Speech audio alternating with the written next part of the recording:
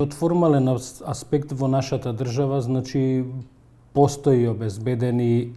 институции кои што можат да ја обезбедат заштитата кога станува збор за повреда на дискриминацијата.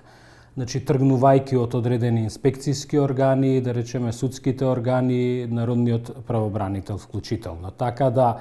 во однос на, значи,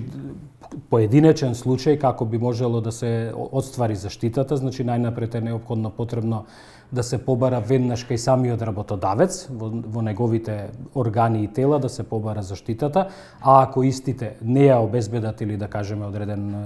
работник не е задоволен, односно лицето кое што е изложено на дискриминација, натамошната заштита може да ја обезбедува преку инспекцијските органи, може да ја обезбедува во постапка пред суд, може да ја обезбеди пред Комисијата за заштита од недискриминација како тело кое што е формирано од државата за одредена заштита и вклучително може да се побара заштита со представка и од народниот правобранител, за кој што би требало да се истакне дека постои одреден ограничувачки фактор во смисла на тоа дека заштитата на дискриминација може да ја обезбеди во однос на субјектите од јавниот сектор непосредно, додека поради